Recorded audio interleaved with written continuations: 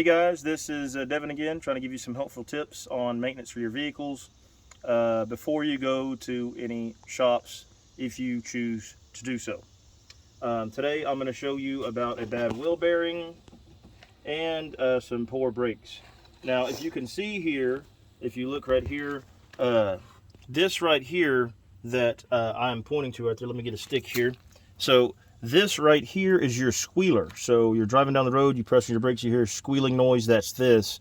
That is an indicator that your brakes need to be changed, that they are low. And if you look from this side, you can see how close that is to the rotor. So that means you want to go ahead and change your brakes. Now I've already pre-loosened all these bolts for time, but if you want to do it yourself, you'll need whatever size you have here. On this truck it's a T55. It's probably going to be different for yours. To take the caliper off, a C-clamp to push the piston back. Make sure you pull off your reservoir cap if you're going to do that, and then put your new ones on. But anyways, I just wanted to show you an example of bad parts here. So I'm going to pull this off. These are greased up. They're supposed to be greased up. If they do not have grease on them, that could also be an issue. You want to make sure they have grease on them so that the brake caliper slides back and forth. You want it to slide back and forth. So you want to put those in a spot where they're not going to get all filthy. And anyways, so you're just going to pull it off just like this here. Now, if you were replacing the brakes in this, you would want to take and, like I said, get your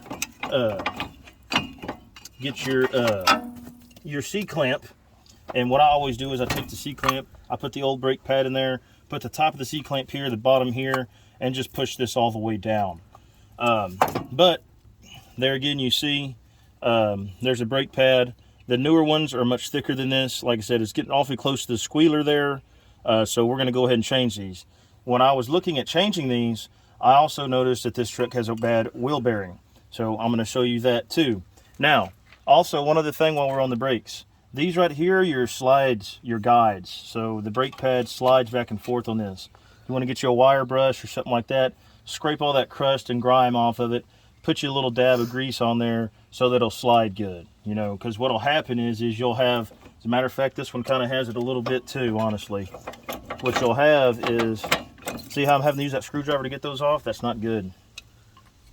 See how that one brake pad is just a little bit thicker than the other?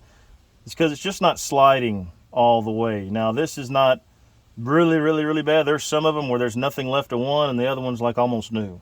That would be usually because of this or the little side bolts I was telling you about. So like I said, you want to clean these off, grease these up so that it slides good. Also, another thing, on your rotors, they should be smooth just like this. You don't want a lip right here, okay? No lip is bad.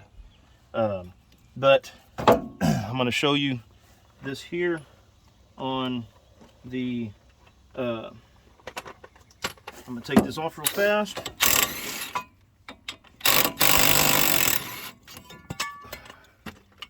Okay, going to remove the rotor there.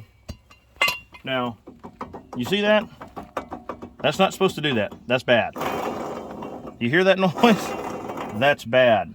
So I had some people commenting on some of my prior videos when I was checking the lower ball joints on these about putting something here and pivoting and pushing up and down so you can see. Then I had people comment and say, well, why don't you just leave the tire on there and do it? You get better leverage. That would be great and fine, except what if you have a bad wheel bearing? If you have a bad wheel bearing, look, it's going to move up and down. How can you tell the difference? Okay, and I'm not talking about seasoned people that know what we're talking about. This is just for everyday people who are not very mechanically inclined. You know, you just want to have an idea of what you're looking at, what you're dealing with. So when you go into the mechanic shop or the lube shop or whatever like that, you're not completely just like, oh my gosh, I don't know what they're talking about. So that's all this is just informative for that.